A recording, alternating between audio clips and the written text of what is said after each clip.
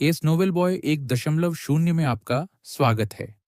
तैयार हो जाइए कदम रखने के लिए अरबपति लड़के साहिल की दुनिया में, एक ऐसी ऑडियो बुक पर आधारित कहानी जहां भावनाएं, परिवार, किस्मत, शक्ति और तकदीर एक दूसरे से टकराती हैं। जानिए साहिल की दास्तान, वह साधारण सा लड़का जिसने एक दुर्लभ रक्तदान करके मौत के दरवाजे पर खड़ी एक महिला की जान बचाई, और बदले में उसे मिला मिथिक गोल्ड फिंगर सिस्टम, जिसे खुद किस्मत ने उसे उपहार में दिया। माँ बाप को खोने के बाद वो बना एक अमीर घर का हिस्सा, नौकर नहीं बल्कि चार बेटियों का रक्षक, जिनकी अपनी अपनी अधूरी कहानियां, दर्द भरी यादें और छुपे हुए राज्य हैं।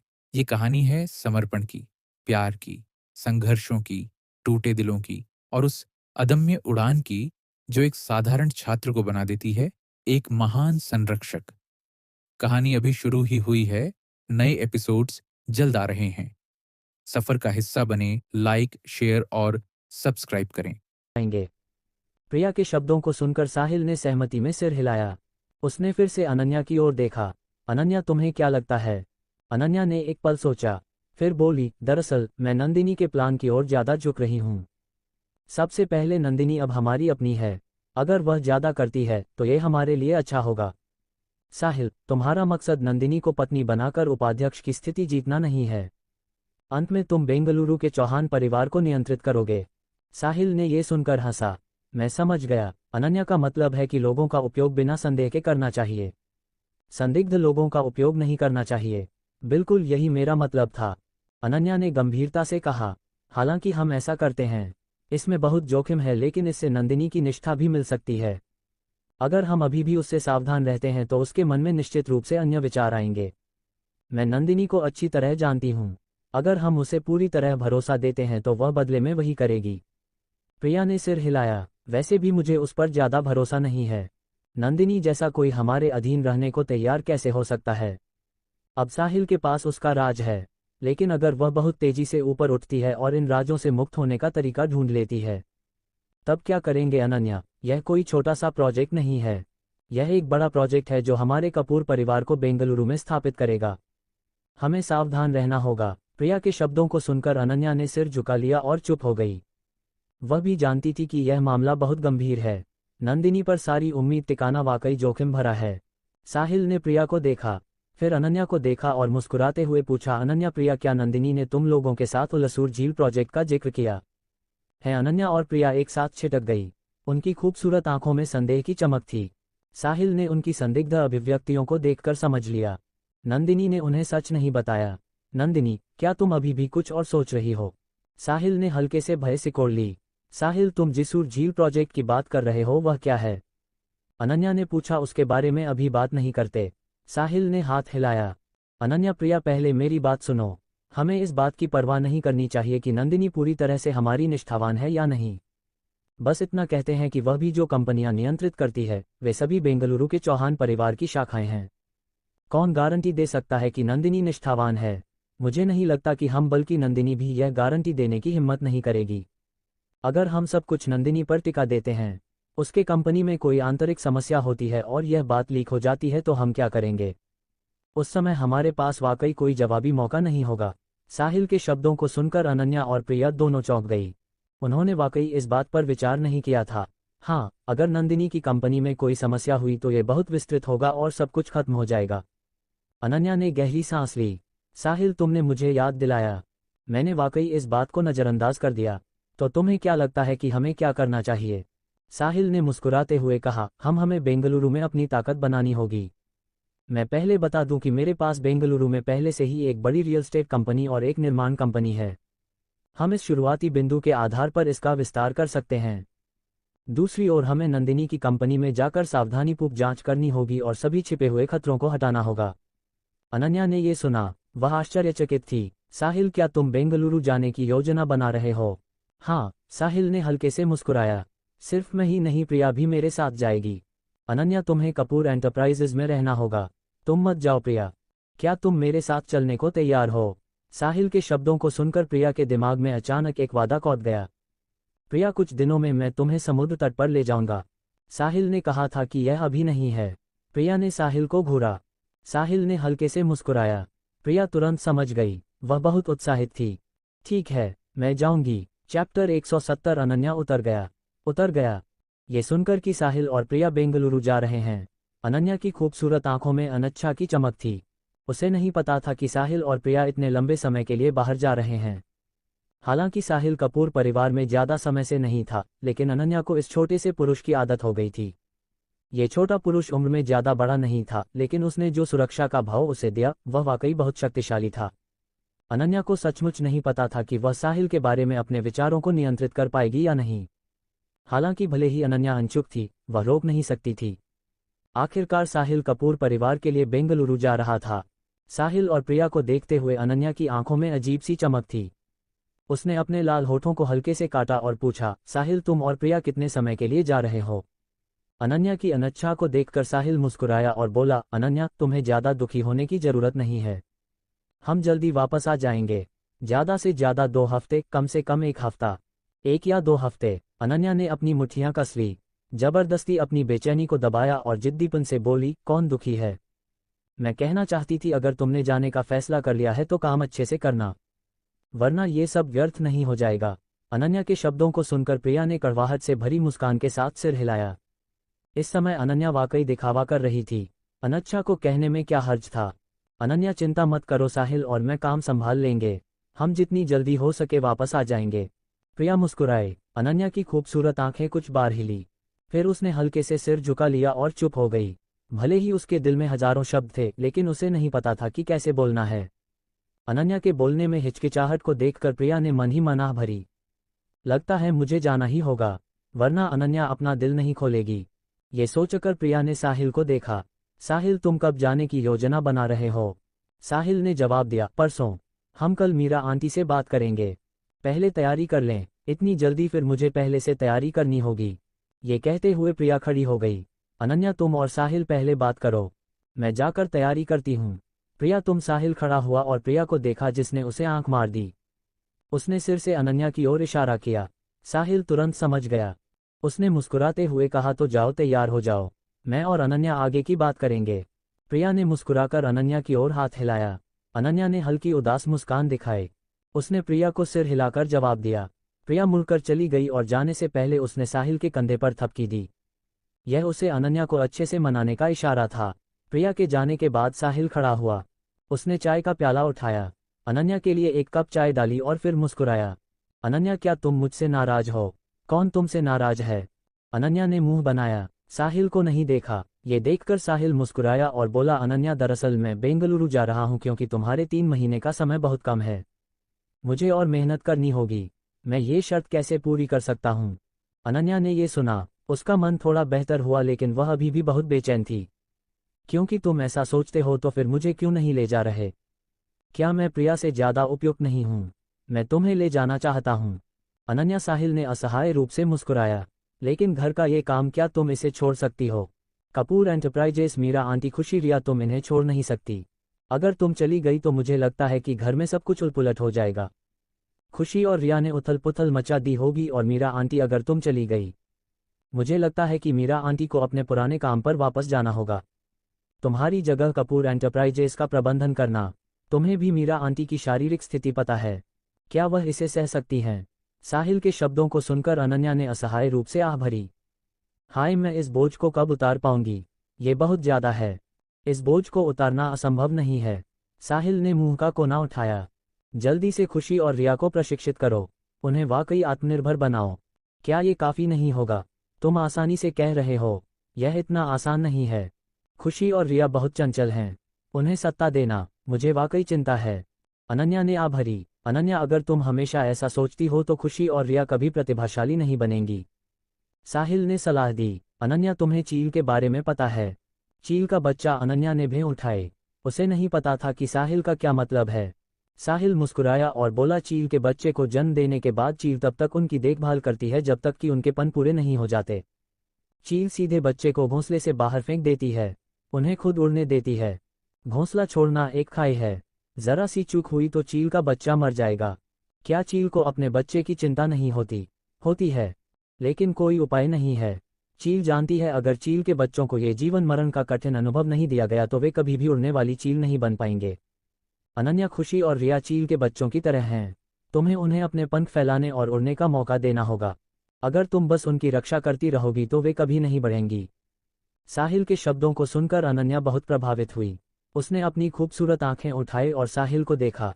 क्या खुशी और रिया वाकई इस तरह की कठिनाई को सह सकती हैं? बिना कोशिश किए कैसे पता चलेगा? साहिल मुस्कुराया और बोला, कोशिश करने से संभव है लेकिन बिना कोशिश के कोई मौका नहीं है। इसके अलावा अनन्या, तुम्हें नहीं पता कि खुशी और रिया क्या सोचती हैं। शायद वे दोनों खुद को साबित करने का मौका चाहती हैं। सचमुच क्या वे ऐसा सोचेंगी? अनन्या ने संदेह से साहिल को देखा। खुशी के बारे में मुझे अभी नहीं पता, लेकिन रिया खुद को साबित करना चाहती है। साहिल मुस्कुराया। आज कपूर को पर मैंने रिया के साथ बहुत बात की। उसने मुझे व्यक्तिगत रूप से बताया वह अपनी क्षमताओं को साबित करने का एक मौका चाहती है। मुझे लगता है कि खुशी भी ऐसा ही सोचती है, भले ही उसके पास यह विचार ना हो। तुम उसे मजबूर भी कर सकती हो। मैं नहीं चाहता कि खुशी रिया को बढ़ते हुए देखे और फिर भी उदासीन रहे। अनन्या ने ये सुनकर अपनी खूबसूरत आंखें सिकोड़ ली। ठीक है, तो मैं उन्हें एक मौका दूंगी। अनन्या, मैं सुझाव देता हूं कि इस बार विहार एनक्लेव में प्लॉट 68 के बारे में तुम इसे उन्हें सौंप दो और तुम पर्दे के पीछे से सत्ता संभालो। अगर तुम्हें कोई खामियां मिले तो समय पर उन्हें ठीक कर देना। इस प्रोजेक्ट के पूरा होने के बाद तुम उनकी खामियों के आधार पर उन्हें जवाबदेह ठहराना। मुझे विश्वास है कि इस प्रोजेक्ट के पूरा होने के साथ खुशी और रिया की बुद्धिमत्ता के साथ वे लगभग परिपक्व हो जाएंगी। साहिल ने मुस्कुराते हुए कहा, विहार एनक्लेव का प्रोजेक्ट? क्या शुरू से ही उन्हें इतना बड़ा चुनौती देना ठीक है? अनन्या को थोड़ी चिंता थी। साहिल खड़ा हुआ। वह अनन्या के पीछे गया और उसने अपना हाथ उठाया, हल्के से उसके कंधों को दबाया। अनन्या, खुशी और रिया को कम मत आनको। वे तुम और प्रिया से कम नहीं दिखती। अनन्या ने भी मन बना लिया। ठीक है, जैसा तुमने कहा वैसा ही करेंगे। मैं उन्हें एक मौका दूंगी। हाँ, यही बात है। ज़्यादा से ज़्यादा थोड़ा नुकसान होगा। अगर यह नुकसान खुशी और रिया को आत्मनिर्भर बनाने के लिए बदला जा सकता है तो यह इसके लायक होगा। साहिल मुस्कुराया और उसका चेहरा गुलाबी हो गया क्योंकि साहिल की मालिश ने उसे होटल में अनन्या के आखिर में बिताए समय की याद दिला दी। वैसे अनन्या, एक और बात है जो मीरा आंटी ने मुझसे तुम्हें बताने के लिए कहा था। क्या बात है? अनन्या ने पूछा। मीरा आंटी का मतलब है हमें बहुत क्रूर नहीं होना चाहिए। वह अभी भी बेंगलुरु के चौहान परिवार के प्रति अपने स्नेह को छोड़ नहीं पाई हैं। साहिल ने धीरे से कहा, मुझे पहले से ही अंदाजा था कि मीरा आंटी नर्म पड़ेंगी। हालांकि यह उनकी गलती नहीं है। उनका बेंगलुरु के चौहान परिवार के साथ रिश्ता हमसे ज्यादा गहरा है। आखिरकार वीरेंद्र चौहान उनके दूसरे चाचा हैं। ये हमारी खून की रिश्तेदारी से ज्यादा करीबी है। तुम्हारा क्या मतलब है? अनन्या, तुम खुद संभाल लो। अनन्या मुस्कुराए। तुम जो भी करो मैं तुम्हारा समर्थन करूंगी।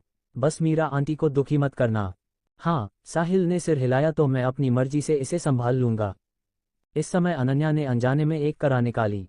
साहिल ने आवाज सुनी और मुस्कुराया। अनन्या, इन दिनों तुम्हारी ग्रीवा रीड बहुत अच्छी नहीं है। तुम निश्चित रूप से काम से बहुत थक गई हो। मैं जल्द ही बेंगलुरु जा रहा हूँ। तुम्हें अच्छे से ध्यान रखना होगा। सुन लिया? अनन्या शर्मा गई। उसने हल्के से सिर हिलाया।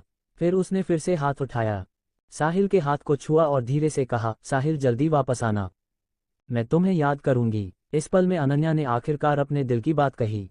साहिल बहुत उत्साहित था। उसने अनन्या को धीरे से गले लगाया और बड़बड़ाया, मैं जल्दी वापस आऊंगा और मैं भी तुम्हें याद करूंगा। साहिल, अनन्या अचानक मुनी शायद बहुत ज्यादा जोर से उसका लपेटा हुआ तौलिया उतर गया। साहिल ने शर्मिंदगी से मुस्कुराया, अनन्या यह उतर गया तो उतर गया। चैप्टर 171 यह नाश्ता स्वादिष्ट नहीं है। डिंग राजा ने इनाम दिया। अनन्या की ग्रीवा रीड का उपचार जोड़े 1-0। केवल 10 अंक जोड़े गए। ये थोड़ा कम है लेकिन कोई बात नहीं, अभी भी 2 घंटे बाकी हैं। अनन्या अब और भी सक्रिय हो रही है। साहिल ने शरारती मुस्कान दी। उसने हाथ उठाया और लाइट बंद कर दी। अगली सुबह साहिल अपने कमरे में जागा। उसने समय देखा, सुबह 8 बजे से ज्यादा हो चुका था। हाय, मेरा सिर थोड़ा दुख रहा है। मैं कितने समय तक सोया? साहिल उलझन में था और हिसाब लगाया। कल जब मैं अनन्या के कमरे में गया था तब लगभग सुबह 3 बजे थे। थोड़ी देर बात करने के बाद जब प्रिया चली गई थी तब सुबह 4 बजे थे। वह अनन्या के कमरे में 2 घंटे से ज्यादा रहा। सुबह 6 बजे के बाद भी आखिरकार वह केवल 2 घंटे सोया था। मेरा शरीर बेकार हो जाएगा। साहिल ने परेशानी में अपना सिर थपथपाया। सिस्टम, क्या कोई तरीका है जिससे शारीरिक शक्ति बहाल हो और मानसिक स्थिति सुधरे? होस्ट को जवाब, 3 घंटे का निर्दिष्ट उपहार पैकेज खोलें। ये शारीरिक और मानसिक शक्ति को बहाल करता है।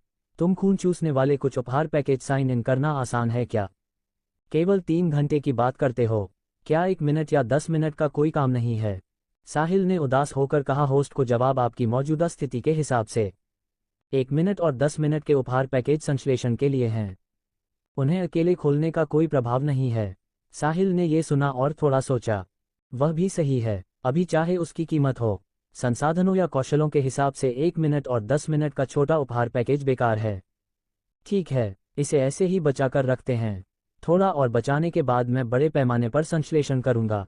साहिल ने अपनी मांसपेशियों को खींचा। सिस्टम 3 घंटे का उपहार पैकेज खोलना बहुत थकाव है। ताली 3 घंटे का उपहार पैकेज शारीरिक शक्ति बहाली जोड़ 5, मानसिक शक्ति बहाली जोड़ 5। सिस्टम की बीप के साथ साहिल ने अपने शरीर में एक गर्म धारा महसूस की। इस गर्म धारा के तहत उसकी शारीरिक शक्ति और मानसिक स्थिति तुरंत बहाल हो गई। कूल, साहिल ने हंसा। ठीक है, ये पैसे के लायक है। रुको, अगर मैं भविष्य में कुछ करता हूं और मेरी शारीरिक शक्ति कम पड़ती है, क्या मैं इस तरीके का भी उपयोग कर सकता हूं? होस्ट, आपके विचार बहुत गंदे हैं, लेकिन यह वाकई संभव है। साहिल ने मुंह बनाया। तुम सिस्टम, बकवास मत करो। तुमसे बकवास करने का समय नहीं है। मुझे नाश्ते के लिए जाना है। कपूर मैंशन का नाश्ता स्वादिष्ट नहीं है। नाश्ते का इंतजार करते समय साहिल को मीरा आंटी से बेंगलुरु जाने की बात करनी थी। मीरा आंटी समझ जाएंगी, लेकिन खुशी और रिया को संभालना आसान नहीं है। हाय, एक कदम चलकर देखते हैं। साहिल ने हल्के से आह भरी, फिर बाथरूम में जाकर नहाया। सब कुछ साफ करने के बाद वह नीचे गया। इस समय मीरा आंटी, प्रिया, खुशी और रिया सभी डाइनिंग रूम में बैठे थे, लेकिन अनन्या गायब थी। साहिल को उठते देख मीरा आंटी मुस्कुराए और बोली, साहिल तुम उठ गए, आओ और नाश्ता करो। हाँ। साहिल ने सभी को देखा। बिना कुछ ज्यादा बोले वह प्रिया के पास गया और बैठ गया। प्रिया ने सिर घुमाया। उसने साहिल को जबरदस्ती घरा और साहिल को सोचने की जरूरत नहीं थी। उसे पता था कि प्रिया को फिर से अनन्या के बारे में कुछ पता चल गया है। उसने कड़वाहट से भरी मुस्कान दी और कंधे उचकाए। इसका मतलब था यहाँ बात करना मुश्किल है, बाद में अकेले में बात करेंगे। साहिल का मतलब समझकर प्रिया ने उसे गुस्से से घोड़ा। उसने सिर फेर लिया। अजीब, लगभग 9 बजे बज गए। अनन्या अभी तक नीचे क्यों नहीं आई? खुशी ने आश्चर्य से कहा। आमतौर पर अनन्या हमारा इंतजार करती है। मीरा आंटी मुस्कुराई और बोली, शायद तुम्हारी अनन्या बहुत थक गई है। ठीक है, शिकायत मत करो। तुम्हारी अनन्या रोज तुम्हारा इंतजार करती है और आज उसने तुम्हें इंतजार करने को कहा। क्या ये ठीक नहीं है? मैं नाराज नहीं हूँ, बस थोड़ा अजीब लग रहा है। खुशी ने बड़बड़ाया। उसने साहिल को देखा। साहिल, तुम्हें पता है क्या हो रहा है? साहिल ने शर्मिंदगी से मुस्कुराया। मुझे नहीं पता। शायद जैसा मीरा आंटी ने कहा, अनन्या बहुत थक गई है। खुशी, ज्यादा मत सोचो, अनन्या शायद थोड़ी देर में नीचे आ जाएगी। उसने रिया की ओर देखा। धीरे से बोला, रिया, क्या तुम्हें लगता है कि आज का माहौल कुछ ठीक नहीं है? है क्या ठीक नहीं है? रिया नींदी हालत में झपकी ले रही थी। खुशी ने उसे पुकारा। वह चौंक गई। रिया भी बहुत थक गई थी। उसने कल शराब पी थी और पहले से ही बहुत थक गई थी। साथ ही वह देर से सोई थी। उसकी मानसिक स्थिति वाकई अच्छी नहीं थी। रिया की उदासीन स्थिति को देखकर खुशी ने हाथ हिलाया। सो जाओ। हाँ, खाने के लिए बुलाना, रिया ने जवाब दिया। अपने गालों को हाथों से सहारा देकर नींदी हालत में झपकी लेने लगी। खुशी ने भैं सिकोड़ ली। उसे लग रहा था कि आज सभी के साथ कुछ ना कुछ था जिसमें रिया भी शामिल थी। कल रात आखिर हुआ क्या? खुशी सोच में थी। तभी ऊपर से कदमों की आवाज आई। अनन्या नीचे उतरी। मीरा आंटी ने अनन्या को डाइनिंग रूम में आते देखा और बोली, अनन्या, तुम इतनी खराब क्यों लग रही हो? क्या तुमने रात को सोया नहीं? मीरा आंटी, मैं ठीक हूँ, बस थोड़ा देर से सोई। मेरे बारे में चिंता मत करो। अनन्या ने हल्के से मुस्कुराया और अपनी सीट पर चली गई। बैठने के बाद उसने साहिल को घूरा। उसकी आंखों में शिकायत भरी थी। साहिल के चेहरे पर उदासी थी। वह मन ही मन बोला, अनन्या, तुम मुझे दोष नहीं दे सकती। मैंने कल रात पहल नहीं की थी। बेशक वह सिर्फ मन में बड़बड़ाया और वाकई में नहीं बोला। अगर उसने ऐसा कहा तो यह नाश्ता और भी जीवंत हो जाता। अध्याय 172, तीसरी और चौथी बहनों की कोमलता। नैना गुप्ता ने घोषणा की कि बिहार इनक्लेव में नंबर 68 का रियल एस्टेट प्रोजेक्ट रिया वर्मा और तान्या शर्मा को सौंपा जाएगा। इससे न केवल ये दोनों शांत हुई बल्कि अंजलि मेहता भी हैरान रह गई। अनन्या, क्या तुमने इस बारे में अच्छी तरह सोच लिया है? ये प्रोजेक्ट बहुत बड़ा है। मुझे डर है कि वे इसका बोझ नहीं उठा पाएंगी। अंजलि मेहता ने चिंतित होकर कहा, माँ, वे अब बहुत बड़ी हो गई हैं। अब समय आ गया है कि वे अपने दम पर कुछ करें। ना तुम और ना ही मैं उन्हें हमेशा के लिए बचा सकती हूँ। नैना गुप्ता ने समझाया, ये तो ठीक है, लेकिन शुरू से ही इतना बड़ा काम देना मुझे चिंता है। अंजलि मेहता अभी भी हिचक रही थी।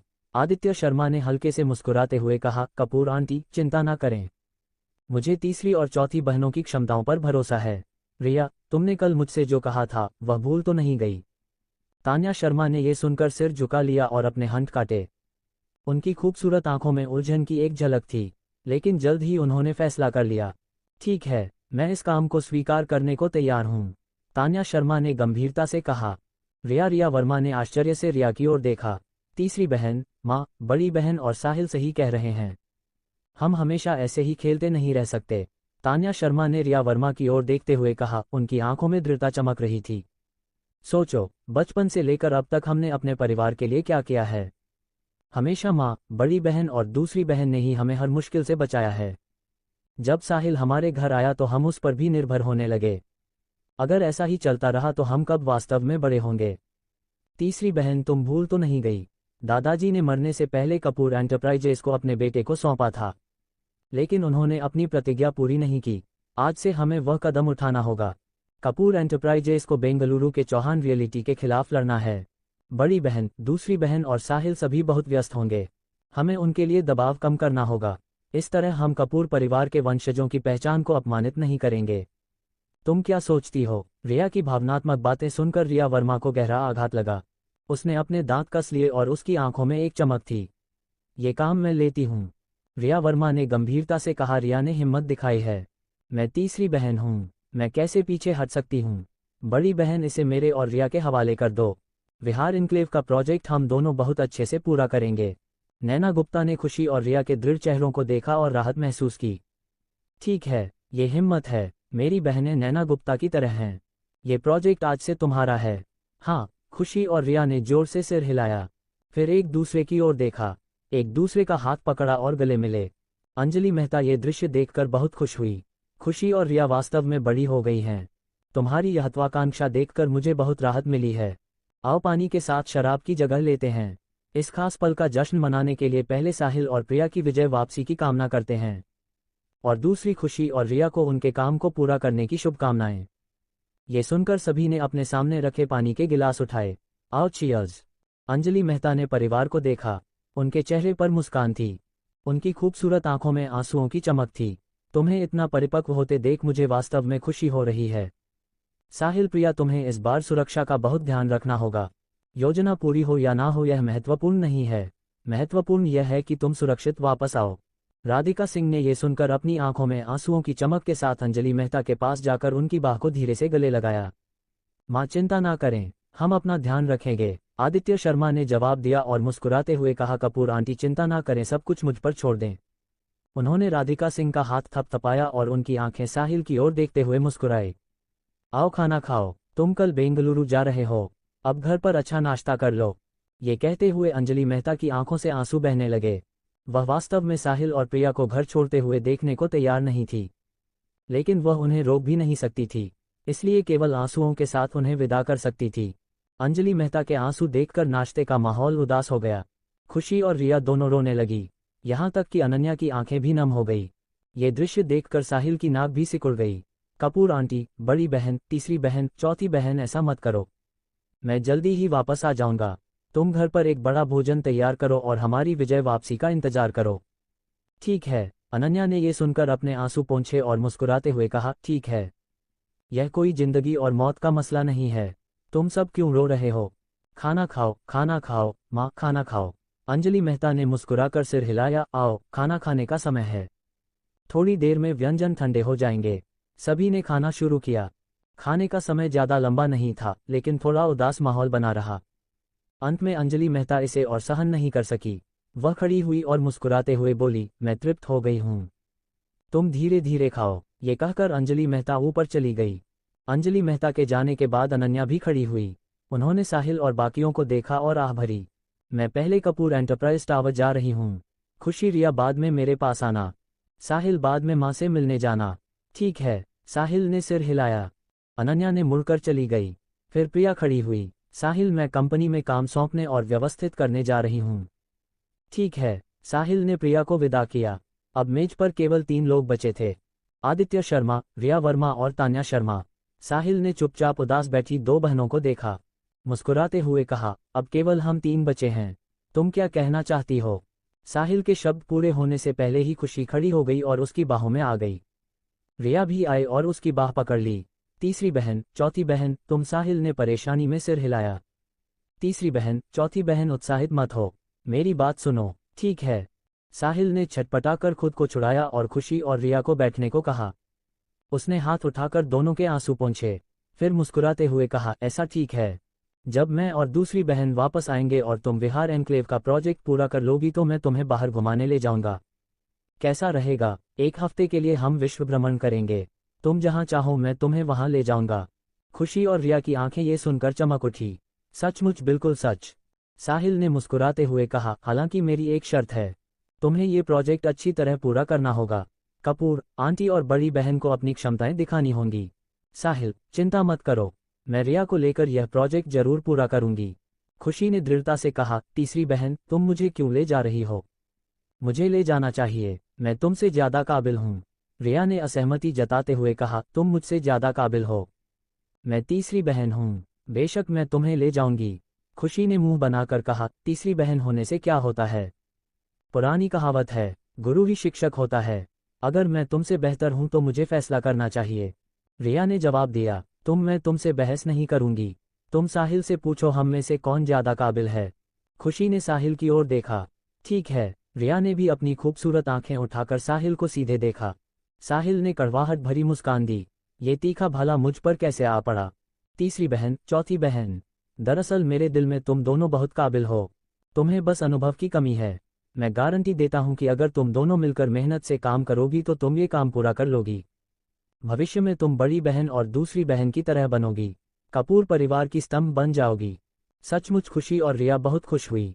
बिल्कुल सच। साहिल ने दोनों का हाथ पकड़ा और मुस्कुराते हुए कहा, अभी तुम्हें अनुभव की कमी है और तुम एक दूसरे से लड़ नहीं सकती। तुम्हें अच्छे से सहयोग करना होगा। अपने फायदों का पूरा इस्तेमाल करो और एक दूसरे की ताकत से सीखो। तभी यह प्रोजेक्ट पूरी तरह से पूरा हो सकता है। समझी? अगर तुम कोई फैसला नहीं कर पाओ तो कपूर आंटी से पूछना या मुझे फोन करके पूछ लेना। हालांकि मैं चला जाऊंगा लेकिन मैं हमेशा तुम्हारे साथ रहूंगा। खुशी और रिया ने यह सुनकर कहा, ठीक है, हमें समझ आ गया। साहिल, तुम्हें हमें अक्सर फोन करना होगा और वीडियो भेजना होगा। हाँ, मैं जरूर करूंगा। साहिल ने हल्के से मुस्कुराते हुए कहा, मैं तुम्हें भी याद करूंगा। साहिल के सांत्वना देने पर खुशी और रिया की भावनाएं धीरे धीरे शांत हो गई। साहिल ने खुशी से मुस्कुराया, ठीक है, तुम बड़ी बहन के पास जाओ, मैं कपूर आंटी से मिलने जा रहा हूँ। उठो तीसरी बहन, हमें काम शुरू करना है। पहले के काम को संभालना होगा। ठीक है। खुशी ने सिर हिलाया। खड़ी होकर साहिल को अलविदा कहा। दोनों के जाने के बाद साहिल अंजलि मेहता के कमरे में आया। कमरा बंद नहीं था। साहिल ने धीरे से दरवाजा खोला और अंदर चला गया। अंजलि मेहता को देखते ही उसकी नसें तन गई और वह जल्दी से बाहर निकल गया। मेरे भगवान, मैंने दरवाजा क्यों नहीं खटखटाया? अध्याय 173। अंजलि मेहता की आदित्य शर्मा और नैना गुप्ता के साथ सगाई की योजना। जब साहिल ने देखा कि अंजलि मेहता का दरवाजा बंद है, वह सीधे अंदर चला गया। लेकिन जैसे ही वह अंदर गया, वह तुरंत बाहर निकल आया। उसका चेहरा शर्मिंदगी से लाल हो गया। उसने कभी नहीं सोचा था कि अंजलि मेहता उस समय कपड़े बदल रही थी। मेरी माँ ऐसी चीजों के लिए बाथरूम क्यों नहीं गई? अगर बाथरूम नहीं भी गई तो दरवाजा तो बंद करना चाहिए था। ये तो मुझे मार डालेगा। साहिल के चेहरे पर कड़वाहट भरी मुस्कान थी। लेकिन सौभाग्य से अंजलि मेहता केवल कपड़े बदल रही थी। उसने पूरा दृश्य नहीं देखा। अगर ऐसा होता तो उसे वास्तव में नहीं पता होता कि क्या करना है। कौन अंदर आया? इस समय अंजलि मेहता की आवाज आई। साहिल सुन सकता था कि उनकी आवाज में थोड़ी घबराहट थी। साहिल ने शर्मिंदगी से सिर कुचलाया। उसने सोचा कि यह गलत है। उसने कुछ नहीं देखा। अगर वह चला गया तो क्या वह चोर की तरह दोषी नहीं लगेगा? थोड़ा सोचने के बाद साहिल ने दांत कस लिए और कहा, कपूर आंटी, यह मैं हूं। साहिल, अंजलि मेहता की आवाज कई डेसिबल बढ़ गई। साहिल ने जल्दी से समझाया, कपूर आंटी, मैंने जानबूझकर नहीं किया। मैंने कुछ भी नहीं देखा। नहीं, मुझे नहीं पता था कि आप वहां थी। नहीं साहिल, अंदर आकर बात करो। हो ठीक है। साहिल ने शर्मिंदगी से सिर कुचलाया और धीरे धीरे अंदर चला गया। कमरे में प्रवेश करते ही साहिल ने हल्के से सिर उठाया और देखा कि अंजलि मेहता बिस्तर के पास बैठी थी। उनका चेहरा लाल था। कपूर आंटी, मैं आपसे मिलने आया था लेकिन मुझे नहीं पता था कि कुछ कहने की जरूरत नहीं। कपूर आंटी जानती है कि तुमने जानबूझकर नहीं किया। चलो बात करते हैं। तुमने भी गलत समझा। मैं कपड़े नहीं बदल रही थी। अंजलि मेहता ने शर्मिंदगी से धीरे से कहा। हो साहिल ने सिर उठाया। तो आप क्या कर रही थी? जब मैं ऊपर जा रही थी तो मेरा पैर थोड़ा मचक गया, थोड़ा असहज हो गया था मैं बस। अंजलि मेहता ने धीरे से कहा। हो तो ये बात थी। साहिल ने राहत की सांस ली। अगर ऐसा है तो कोई गलतफहमी नहीं हुई। साहिल बैठो। अंजलि मेहता ने अपनी भावनाओं को समायोजित किया, साहिल को बैठने का इशारा किया। साहिल ने सिर हिलाया, अंजलि मेहता के पास जाकर बैठ गया। फिर उसने कहा, कपूर आंटी मैं आपसे मिलने आया था। आपको हमारी और प्रिया की चिंता करने की जरूरत नहीं है, हम पूरी तरह तैयार हैं, सब ठीक होगा। अंजलि मेहता ने हल्के से मुस्कुराया। कपूर आंटी जानती है कि तुम निश्चित रूप से एक स्मार्ट और सतर्क बच्चे हो। कपूर आंटी को भरोसा है कि तुम ये काम अच्छी तरह कर सकते हो। कपूर आंटी को बस तुमसे बिछड़ने का दुख है। कोई बात नहीं, मैं कुछ दिनों में वापस आ जाऊंगा, साहिल ने मुस्कुराते हुए कहा। हाय, तुम कपूर आंटी का दिल नहीं समझते। अंजलि मेहता ने आह भरी और साहिल का हाथ पकड़ लिया। उन्होंने थपथपाया और कहा, कपूर आंटी तुम्हें घर लाई थी। मैं सोच रही थी कि तुम्हें अच्छे दिन दिखाऊं। मुझे नहीं पता था कि तुम इतने मजबूर बच्चे हो। न केवल तुमने हमारी मदद नहीं मांगी बल्कि तुमने हमारी मदद की। अब तुमने फिर से यह बड़ा काम अपने हाथ में लिया है। क्या तुम सोचते हो कि कपूर आंटी का दिल अच्छा महसूस कर सकता है? तुम्हें दुख क्यों नहीं होता? अंजलि मेहता की बातें सुनकर साहिल का दिल गदगद हो गया। कपूर आंटी आपके इन शब्दों और आपके दुख के साथ मेरे लिए सब कुछ करने लायक है। कपूर आंटी दरअसल मैं भी स्वार्थी हूँ। मेरे माता पिता बहुत जल्दी चले गए। मैं अभी भी इस तथ्य को स्वीकार नहीं कर पाया हूँ। मैं वास्तव में आपको और 4 बहनों को अपने परिवार के रूप में देखता हूँ। मुझे लगता है जैसे मेरे माता पिता अभी भी मेरे साथ हैं। मैं अब इस घर को बहुत संता हूँ। मैं इस परिवार को और भी ज्यादा संजोता हूँ। मैं यहाँ हमेशा रहना चाहता हूँ, लेकिन अगर मैं आपकी कृतज्ञता की वजह से यहाँ रहूँ तो मुझे बुरा लगता है। इसलिए मैं जितना हो सके आपकी मदद करता हूँ, 4 बहनों की मदद करता हूँ। इस तरह मेरे पास यहाँ रहने का कारण है। ये सुनकर अंजलि मेहता की खूबसूरत आंखों में आंसू चमक उठे। मूर्ख लड़के, तुम क्या कह रहे हो?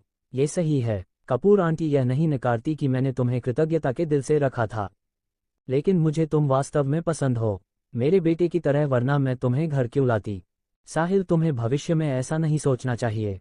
ठीक है, तुम इस परिवार का हिस्सा हो और हमेशा रहोगे। चाहे तुम में क्षमता हो या ना हो, यह नहीं बदलेगा। सोचो, दुनिया भर के माता पिता कोई भी अपने बच्चों की अक्षमता को नापसंद नहीं करता। अगर तुम सुरक्षित रह सको और मेरे पास रह सको तो मैं बहुत संतुष्ट हूँ। कपूर आंटी। साहिल गदगद हो गया और उसने अंजलि मेहता को गले लगा लिया। इस पल में साहिल ने वास्तव में अंजलि मेहता का दिल समझ लिया। अच्छा लड़का। अंजलि मेहता ने साहिल की पीठ को धीरे से सहलाया और एक संतुष्ट मुस्कान दी। साहिल, याद रखो, करियर, पैसा या ऐसी चीजें कपूर आंटी की नज़र में कुछ भी नहीं है। बस तुम और तुम्हारी 4 बहनें सुरक्षित रहें। कपूर आंटी को और कुछ नहीं चाहिए। साहिल ने सिर हिलाया। कपूर आंटी, मुझे याद है, चिंता ना करें। मेरे रहते आप और 4 बहनें सुरक्षित रहेंगी। मैं आपको कुछ होने नहीं दूंगा। ठीक है, तुम समझ गए। दोनों कुछ देर तक गर्मजोशी से बात करते रहे और फिर धीरे धीरे अलग हुए। साहिल की आंखें थोड़ी नम थी। अंजलि मेहता ने हल्के से मुस्कुराया। उन्होंने हाथ उठाकर साहिल के आंसू पोंछे। ठीक है कपूर आंटी, ठीक है। तुम्हें इस यात्रा के लिए बहुत कुछ व्यवस्थित करना है। जाओ, व्यस्त हो जाओ। साहिल ने सिर हिलाया। तो मैं पहले काम पर जाता हूँ। कपूर आंटी, इस दौरान आप अपने शरीर का ध्यान रखें और मैं वापस आने पर आपका इलाज करूंगा। पहले साहिल ने अंजलि मेहता को एक सिस्टम रिवॉर्ड दिया था और उनकी स्थिति अच्छी तरह नियंत्रित थी। इस दौरान एक्यूपंक्चर न करने से कोई फर्क नहीं पड़ता। ठीक है, मैं अपना ध्यान रखूंगी। अंजलि मेहता ने मुस्कुराया। हाँ, तो मैं जाता हूँ। साहिल खड़ा हुआ, अंजलि मेहता को झुककर प्रणाम किया, फिर मुड़कर चला गया। साहिल, रुको 1 मिनट। जब साहिल दरवाजे पर पहुंचा तो अंजलि मेहता ने उसे रोका। साहिल ने मुड़कर देखा, कपूर आंटी और कुछ? अंजलि मेहता ने मुस्कुराकर कहा, कपूर आंटी के पास एक विचार है। मैं तुम्हारी राय लेना चाहती हूँ। क्या विचार? साहिल को थोड़ा संदेह हुआ। कपूर आंटी की योजना है, जब बेंगलुरु के चौहान रियलिटी का मामला सुलझ जाए तो मैं तुम्हारी और अनन्या की सगाई करवा दूं। तुम क्या सोचते हो? अंजलि मेहता ने मुस्कुराते हुए पूछा। हो, साहिल चौंक गया। उसे नहीं लगा था कि अंजलि मेहता ये कहेंगी। क्या तुम नहीं चाहते? अंजलि मेहता ने साहिल का हैरान चेहरा देखकर भौहें चढ़ाए। नहीं, मैं कैसे नहीं चाहूंगा? मुझे लगता है कि यह बहुत जल्दबाजी है। साहिल ने शर्मिंदगी से कहा, जल्दबाजी नहीं है। अंजलि मेहता साहिल के पास मुस्कुराते हुए आए और हंसते हुए बोली, मुझे अनन्या का स्वभाव पता है। अगर तुम उसे मजबूर नहीं करोगे तो कोई प्रगति नहीं होगी। ये सुनकर साहिल के मुंह पर कड़वाहट भरी मुस्कान आ गई। कपूर आंटी, मेरी और बड़ी बहन की प्रगति बहुत तेजी से हो रही है। होटल में 2 बार आप बस नहीं जानती। दरअसल अंजलि मेहता के इस फैसले से साहिल बहुत सहमत था। लेकिन वह खुशी और रिया को स्वीकार नहीं कर सकता था। खुशी और रिया को छोड़ दें। अगर अंजलि मेहता ने सीधे घोषणा कर दी तो प्रिया भी इसे स्वीकार नहीं कर पाएंगी। कपूर आंटी, मुझे पता है कि आप मेरे लिए ऐसा कर रही हैं, लेकिन यह मामला, बस इतना जान लो कि मैं तुम्हारे भले के लिए ऐसा कर रही हूं। अंजलि मेहता ने साहिल की बात काट दी। यह मामला तय है। तुम विरोध नहीं कर सकते, अनन्या भी विरोध नहीं कर सकती। जल्दी से अच्छी चीजों को बढ़ावा दो। कपूर आंटी भी चिंतित है और कपूर आंटी जल्दी से पोता गोद में लेना चाहती हैं। पोता साहिल की आंखें बहुत चौड़ी हो गई। यह अंतराल थोड़ा ज्यादा है। कपूर आंटी, आप भी बहुत जल्दी में हैं। जल्दी में मैं इसे और पीछे कर दूं। अगर मेरी मर्जी होती तो मैं अगले 2 दिनों में तुम्हारा मामला तय कर देती। नहीं, साहिल ने बार बार हाथ हिलाए। ठीक है, अगर अब सगाई हो गई तो क्या मैं जीवित रह पाऊंगा? ठीक है, साहिल ने दांत कस लिए। तो जैसा आपने कहा, बेंगलुरु के चौहान रियलिटी का मामला निपटने के बाद मैं अनन्या के साथ सगाई कर लूंगा। यही तो? अंजलि मेहता ने राहत भरी मुस्कान दी। ठीक है, जाओ, व्यस्त हो जाओ। तो मैं जा रहा हूं। साहिल ने हाथ हिलाया, मुड़कर चला गया। लिविंग रूम में आने के बाद साहिल परेशानी के साथ बैठ गया। बस हो गया, अब मैं क्या करूं? कोई मेरी मदद कर सकता है? बस जब साहिल परेशान था तभी फोन बजा। उसने फोन उठाया और देखा कि यह काव्य शर्मा का फोन था। साहिल फोन लेना नहीं चाहता था। आखिरकार वह भी बहुत परेशान था। लेकिन जब उसने सोचा कि उसने पिछली बार काव्य शर्मा को रास्ते पर छोड़ दिया था, वह और सहन नहीं कर सका, इसलिए उसने फोन उठा लिया। आदित्य शर्मा, तुम वास्तव में बेंगलुरु जा रहे हो? भले ही तुम मुझसे छिपने की कोशिश करो, तुम इस तरह नहीं छिप सकते। तुमने मुझे कहाँ रखा है? फोन जुड़ते ही काव्य शर्मा की गुस्से भरी चीख सुनाई दी। साहिल पहले से ही थोड़ा परेशान था और अब काव्य शर्मा की चीख सुनकर वह और भी परेशान हो गया। उसने कुछ नहीं कहा और फोन काट दिया। फोन काटते ही फिर से फोन बजा। इस बार संजना रॉय का फोन था। साहिल ने चिड़चिड़ाहट में फोन उठाया। साहिल, क्या तुम अपनी दूसरी बहन के साथ बेंगलुरु जा रहे हो? तुम कितने समय के लिए जा रहे हो? और क्या तुम मुझे साथ ले जा सकते हो? ये सिर्फ एक व्यापारिक यात्रा है, लेकिन ऐसा क्यों लगता है जैसे आसमान गिरने वाला है? मेरा जीवन अध्याय 174, मुझे मारने वाला अभी पैदा नहीं हुआ है। कजिन, मैं व्यापार के लिए बेंगलुरु जा रहा हूँ। मैं खेलने नहीं जा रहा। तुम्हें साथ ले जाना सुविधाजनक नहीं है। इसके अलावा अगर तुम मेरे साथ लग्जरी मोटर्स शोरूम चली गई तो वहां का ध्यान कौन रखेगा? तुम मेरी मदद करो और मेरे लिए वहां देखभाल करो, साहिल ने उदास चेहरे के साथ कहा। संजना रॉय साहिल के साथ जाने के लिए दृढ़ थी, लेकिन साहिल की बात सुनकर वह हिल गई और उसने फिर से शोरूम के बारे में सोचा। वह वास्तव में वहां से अलग नहीं हो सकती थी। उसने केवल दांत कसकर सहमति दी। ठीक है, मैं तुम्हारी बात मानती हूँ। लग्जरी मोटर्स शोरूम में रहकर तुम्हारी देखभाल करूंगी, लेकिन तुम मुझे वादा करो कि जब तुम वापस आओगे तो तुम मेरे साथ ज्यादा समय बिताओगे। निश्चित रूप से, साहिल ने जल्दी से जवाब दिया। वापस आकर बात करेंगे। अभी आयशा को शांत करना काफी है। तो ये तय रहा, मैं तुम्हारे वापस आने का इंतजार करूंगी। ठीक है, फिर तुम मुझे फोन करना। याद रखना और कुछ दिनों तक बिना खबर के मत रहना। हाँ, और अपना ध्यान रखना। बाहर जाने पर घर से ज्यादा सावधानी बरतनी होगी। मैं समझ गया, और कुछ बताना है? साहिल ने कड़वाहट भरी मुस्कान के साथ कहा। मैं तुम्हारी चिंता कर रही हूं और तुम्हें ये भी नहीं चाहिए। आयशा ने उदास होकर कहा, तुम्हारे दिल में मेरी 4 कजिन है। मेरे लिए कोई जगह नहीं है। ऐसा नहीं है। ठीक है, बस इतना ही।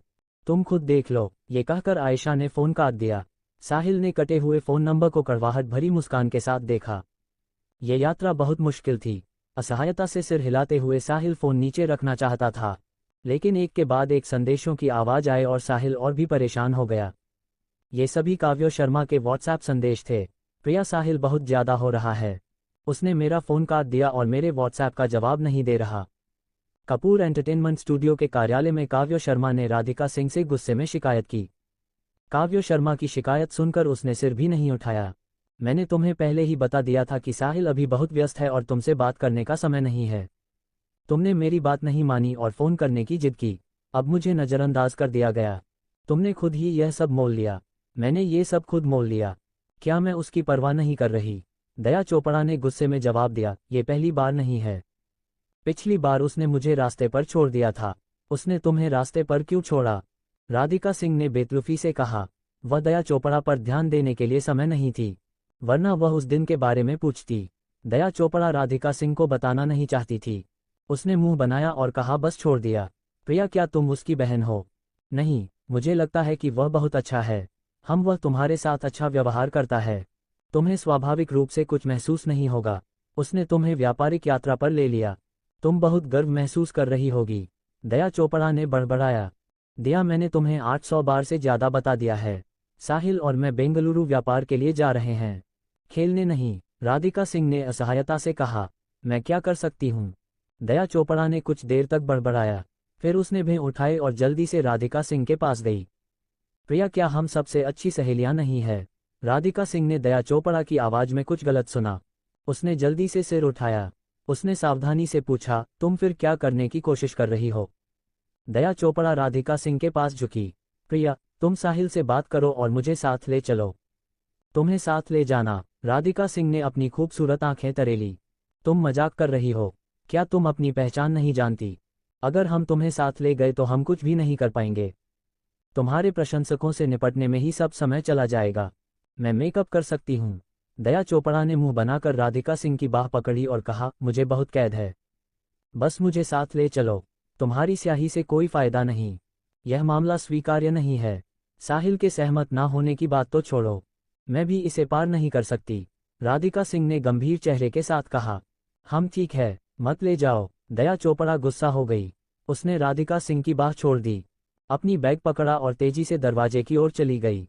तुम कहाँ जा रही हो? तुम मुझसे मतलब रखो। दया चोपड़ा ने झटक दिया और बाहर चली गई। राधिका सिंह ने दया चोपड़ा की पीठ को देखा और असहायता से सिर हिलाया। वास्तव में एक बच्चे का स्वभाव है। ठीक है, मैं वापस आने पर उसे मनाऊंगी। दया चोपड़ा ने राधिका सिंह का कार्यालय छोड़ने के बाद एयरपोर्ट को फ़ोन किया और कल बेंगलुरु के लिए एक उड़ान बुक की। अगर तुम मुझे नहीं ले जा रहे तो मैं खुद नहीं जाऊंगी। हम बेंगलुरु पहुंचने तक देखते हैं तुम मुझे कैसे भगाओगे। दया चोपड़ा के मुंह पर एक चालाक मुस्कान थी। दया चोपड़ा मूल रूप से बेंगलुरु में साहिल और प्रिया से मिलने के लिए एक विमान लेना चाहती थी, लेकिन उसे नहीं पता था कि साहिल और प्रिया ने विमान नहीं लिया बल्कि एक नाव ली। राधिका सिंह ने दस्तावेज लगभग व्यवस्थित कर लिए थे और वह साहिल को फ़ोन करके इस बार बेंगलुरु के रास्ते के बारे में पूछने वाली थी। उसने फ़ोन उठाया ही था कि साहिल का फ़ोन आ गया। राधिका सिंह ने मुस्कुराते हुए फ़ोन उठाया। साहिल, मैं तुम्हें फ़ोन करने ही वाली थी। क्या तुमने अपने सारे काम निपटा लिए? साहिल ने कड़वाहट भरी मुस्कान के साथ कहा। क्या निपटाना? मैंने अभी अभी फ़ोन उठाए, लेकिन कोई बात नहीं, मैं कुछ फ़ोन कॉल संभाल सकता हूँ। यह इतना परेशान करने वाला है? राधिका सिंह ने हंसते हुए कहा। इसे मत बताओ। वे सब मेरे साथ बेंगलुरु जाना चाहते हैं। तुमने कहा था कि हम खेलने नहीं जा रहे। हमें क्या करना है? हाँ, अभी दिया ने मुझसे उसे साथ ले जाने को कहा। क्या बात है? वह इतनी बड़ी स्टार है कि वह परेशान कर रही है। दूसरी बहन, तुमने उसे सहमति नहीं दी ना? साहिल ने चिंता से कहा। मैं उसे कैसे सहमति दे सकती थी? क्या मैं पागल हूँ? इसे भूल जाओ। उसकी बात मत करो। साहिल, तुमने मुझे फ़ोन किया, कुछ बात है? साहिल ने कहा। मैं दूसरी बहन से पूछना चाहता था कि वह बेंगलुरु कैसे जाना चाहती है। तुम्हारी कोई राय है? मेरे लिए कोई भी ठीक है। राधिका सिंह ने मुस्कुराया। मैं नाव से जाने की योजना बना रहा हूँ। क्या मैंने तुमसे समुद्र देखने का वादा नहीं किया था? मैं इस अवसर का उपयोग समुद्र में थोड़ा घूमने के लिए कर रहा हूँ। फिर हम गोवा में उतरेंगे। क्या गोवा में कपूर एंटरप्राइजेस की एक शाखा नहीं है? हम वहाँ निरीक्षण करेंगे और देखेंगे कि क्या इसका उपयोग कर सकते हैं। साहिल ने कहा। राधिका सिंह को स्वाभाविक रूप से कोई आपत्ति नहीं थी। वह साहिल के साथ अकेले समय बिताने की इच्छा रखती थी। साहिल, तुम्हारा रास्ता बहुत अच्छा है, लेकिन क्या ये समय की बर्बादी नहीं होगी? कोई बात नहीं, भले ही हम बेंगलुरु पहुंच जाए, हम तुरंत चीज़ों का ध्यान नहीं रख सकते। इंतजार में समय बर्बाद करने के बजाय हम इसे खेलने में बिता सकते हैं। साहिल ने मुस्कुराते हुए कहा। ठीक है, मैं तुम्हारी बात मानती हूँ। राधिका सिंह ने खुशी से सहमति दी। ठीक है, चून की दूसरी बहन सहमत है। मैं नाव की व्यवस्था करूंगा। रुको एक मिनट। राधिका सिंह को अचानक कुछ याद आया। साहिल, क्या तुमने मानसी कपूर को हमारी बेंगलुरु यात्रा के बारे में बताया? अभी तक नहीं। साहिल, हमें इसके बारे में उससे बात करनी चाहिए। आखिरकार हम अब एक सहकारी संबंध में हैं। अगर हमने उसे पहले से नहीं बताया तो वह ज़्यादा सोचेगी। साहिल ने थोड़ा सोचा। ठीक है, तो मैं उससे संपर्क करता हूँ। दरअसल अपने दिल की गहराई से साहिल मानसी कपूर को सूचित नहीं करना चाहता था। उसकी नज़र में मानसी कपूर अब उसकी नौकरानी थी। उसे मानसी कपूर को कुछ भी बताने की जरूरत नहीं थी। लेकिन फिर से सोचने पर इस बेंगलुरु यात्रा में मानसी कपूर का उपयोग करना होगा। मैं सहमत हूँ। फ़ोन काटने के बाद साहिल ने मानसी कपूर का नंबर ढूंढा और फ़ोन करने वाला था, लेकिन उसे नहीं पता था कि मानसी कपूर ने पहले ही फ़ोन कर दिया। साहिल ने मुस्कुराते हुए फ़ोन उठाया। तुम वास्तव में बहुत व्यस्त हो। मुझे फ़ोन करने में आधा घंटा लग गया। फ़ोन जैसे ही जुड़ा मानसी कपूर की शिकायती आवाज़ आई। हाँ, इसका क्या मतलब है? क्या तुम चाहती हो कि मैं तुम्हारे लिए एक अलग फ़ोन तैयार करूं? 24 घंटे तुम्हारे फ़ोन का इंतजार करूं? साहिल ने मजाक किया। काश तुम ऐसा कर पाते। मानसी कपूर ने मुंह बनाया। ठीक है, मैं तुमसे बहस नहीं करूंगी और सीधे काम की बात करूंगी। कल मैंने अनन्या और प्रिया के साथ योजना पर चर्चा की। उन्होंने तुम्हें सब बताया ना? तुम सहमत हो? अगर तुम इसे तय कर सकते हो तो तुम कोरमंगला के परिवर्तन का अधिकार मुझे हस्तांतरित कर दोगे। मैं बेंगलुरु वापस जाने के लिए तैयार हूँ। साहिल ने ये सुनकर मुस्कुराया। इतनी जल्दी कोई साजिश तो नहीं? तुमने क्या कहा? मानसी कपूर ने गुस्से में दांत कस लिए और थोड़े गुस्से में कहा, मेरे सारे रहस्य तुम्हारे हाथ में हैं। मेरे पास क्या साजिश हो सकती है? हाँ, निश्चित नहीं है। तुम कोई साधारण दीपक नहीं हो। साहिल ने हल्के से हंसा। आदित्य शर्मा, तुम हमेशा मुझे इस तरह अपमानित करते हो। क्या यह मजेदार है? मानसी कपूर ने गुस्से में कहा, मैंने तुम्हें अपमानित नहीं किया। मैंने जो कहा वह सच है। साहिल ने हल्के से कहा, कोरमंगला के परिवर्तन का अधिकार तुम्हें दिया जा सकता है, लेकिन मैं कुछ समय तक जांच करूंगा। जांच? क्या जांच? मेरी जांच? मानसी कपूर ने संदेह में पूछा। सिर्फ तुम नहीं, तुम्हारे बारे में सब कुछ। साहिल ने मुस्कुराते हुए कहा, मैं और मेरी दूसरी बहन कल बेंगलुरु के लिए रवाना होंगे। हम बेंगलुरु में मिलेंगे। क्या तुम बेंगलुरु जा रहे हो? मानसी कपूर की आंखें चौड़ी हो गई। तुम मरना नहीं चाहते? धिक्कार! साहिल का मुंह सिकुड़ा। मुझे मारने वाला अभी पैदा नहीं हुआ है। अध्याय 175 समुद्र में जाने से पहले प्यार की मिठास बिखेरना। ओशियाना ग्रैंड के 5वें तल के कमरे की बालकनी में मानसी कपूर एक गिलास हल्के स्वाद वाला रेड वाइन पकड़े हुए थी और दूसरी तरफ मोबाइल फोन। साहिल की बात सुनने के बाद मानसी कपूर का मुंह बार बार सिकुड़ा। उसे तुरंत लगा कि उसके हाथ में रेड वाइन का स्वाद खत्म हो गया। अगर तुम बेंगलुरु गए और उन्होंने तुम्हारी पहचान जान ली तो वे तुम्हें बिल्कुल नहीं छोड़ेंगे। मानसी कपूर ने गंभीरता से कहा, मैं तुमसे मजाक नहीं कर रही। भले ही वे मेरी पहचान जान ले, वे मेरा कुछ नहीं बिगाड़ सकते।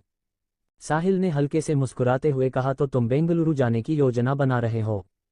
मानसी कपूर ने अपनी खूबसूरत आंखें तरेरी। हाँ, साहिल ने मुस्कुराते हुए कहा कि हम अब सहकारी संबंध में हैं। मैं तुम्हें सिर्फ सूचित करना चाहता था ताकि तुम अचानक हैरान ना हो जाओ। तुम्हारी राय इतनी महत्वपूर्ण नहीं है। मानसी कपूर को इतना नज़रअंदाज कभी नहीं किया गया था।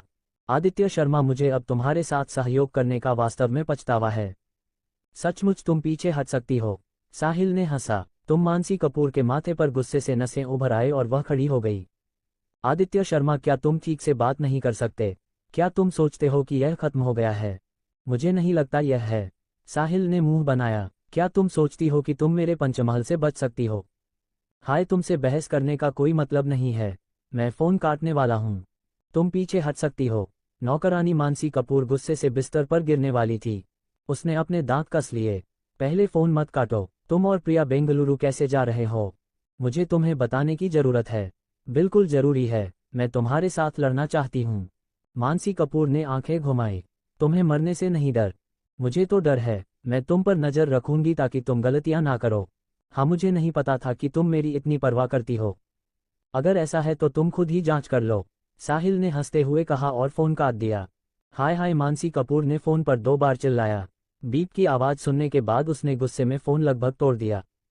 धिक्कार! मैं उसके हाथों में कैसे झुक गई? मुझे वास्तव में गुस्सा आ रहा है। मानसी कपूर ने दांत कस लिए। आदित्य शर्मा, तुम्हें बेहतर होगा कि मुझे उपाध्यक्ष की स्थिति दिलाने में मदद करो, वरना मैं भूत बनकर भी तुम्हें नहीं छोड़ूंगी। जितना ज़्यादा मानसी कपूर सोचती थी उतना ही गुस्सा बढ़ता था और उसके हाथों की ताकत भी बढ़ गई। तभी एक क्लिक की आवाज़ सुनाई दी। रेड वाइन ग्लास का आधार टूट गया। इस तेज आवाज़ ने मानसी कपूर को काफ़ी हद तक होश में ला दिया।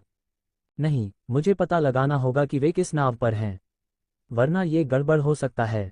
ये सोचकर मानसी कपूर ने जल्दी से फ़ोन खोला और एक नंबर डायल किया। साहिल ने फ़ोन काटने के बाद अनन्या को फ़ोन किया और उससे एक नाव तैयार करने को कहा।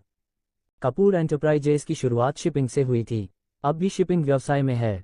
इसके अलावा शिपिंग अभी भी कपूर एंटरप्राइजेज का मुख्यधारा का व्यवसाय है। अनन्या के लिए एक स्टीमर का उपयोग करना आसान था। अनन्या ने साहिल के फ़ोन के बाद जांच की और कहा, साहिल, कल बेंगलुरु जाने वाला एक क्रूज शिप है और यह पर्यटकों से भरा हुआ है। क्या ये ठीक है? अगर तुम्हें यह उपयुक्त नहीं लगता तो मैं 2 और जहाज़ों की व्यवस्था करूंगी। साहिल ने सोचा उसे कुछ भी अनुपयुक्त नहीं लगा। वैसे भी उसने प्रिया के साथ खेलने की योजना बनाई थी। इसमें कोई फर्क नहीं पड़ता कि मेहमान है या नहीं। ठीक है, बस यही साहिल ने जवाब दिया। हाँ, तो मैं सूचित कर दूंगी। तुम इस क्रूज शिप के लिए तेल स्वीकार कर सकते हो। अनन्या ने रुककर कहा, तुम्हें प्रभावित होने की चिंता नहीं करनी होगी। ये cruise ship code icon dance and sample का है। इसके अपने कर्मचारियों को छोड़कर कोई पुरुष नहीं है। साहिल ने मुस्कुराते हुए कहा, बड़ी बहन मुझे इसकी ज्यादा परवाह नहीं है। हाँ, तुम्हें प्रिया के साथ इस तरह की यात्रा करना आसान नहीं है। मजे करो, प्रिया को समुद्र बहुत पसंद है। अगर थक गए तो शायद बैले की प्रशंसा भी कर सकते हो। अनन्या ने मुस्कुराया। हो, साहिल ने थोड़ा सोचा। यह एक अच्छा प्रस्ताव है। धन्यवाद बड़ी बहन, कोई बात नहीं। याद रखो तुम्हें यहाँ बहुत सावधानी बरतनी होगी। हाँ, चिंता मत करो। अनन्या के साथ कुछ और बातें करने के बाद साहिल ने फोन काट दिया। सब कुछ हो गया, अब बस कल समुद्र में जाने और नाव पर चढ़ने का इंतजार है। उस रात और कुछ नहीं हुआ। अंजलि मेहता ने कमला आंटी को एक अच्छा भोजन तैयार करने को कहा। परिवार ने एक साथ भरपेट भोजन किया जो साहिल और प्रिया के लिए एक विदाई थी। रात भर चुप्पी रही। अगले दिन सुबह 10 बजे अनन्या ने एक लंबी लिंकन गाड़ी चलाई और परिवार के साथ साहिल और प्रिया को विदा करने गई। कुछ देर बाद अनन्या और बाकी लोग अनिच्छा से वापस चले गए। साहिल और प्रिया ने सभी को विदा करने के बाद नाव पर चढ़ गए।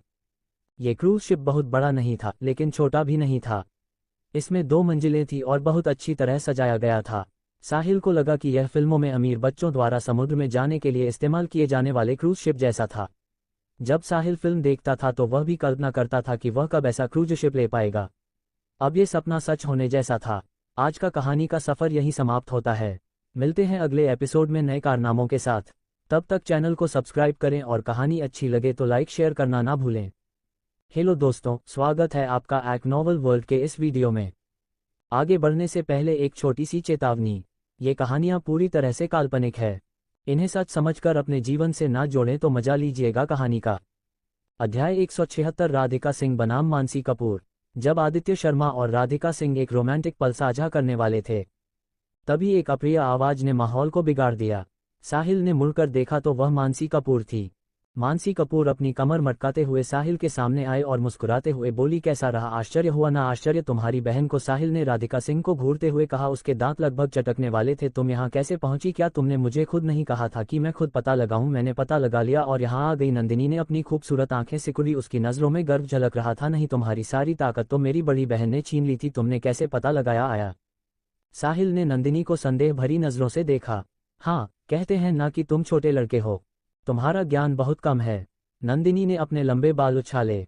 क्या तुम्हें नहीं पता कि पैसा चक्की को भी चला सकता है? जब मैंने ठान लिया कि पैसे खर्च करूंगी तो कोई भी खबर मुझ तक नहीं पहुंच सकती। वैसे भी तुमने मुझे यात्रा का रास्ता पहले ही बता दिया था तो यह और भी आसान हो गया। तुम सचमुच। साहिल ने नंदिनी को अंगूठा दिखाया। लेकिन तुमने पता तो लगा लिया, पर इसका कोई फायदा नहीं।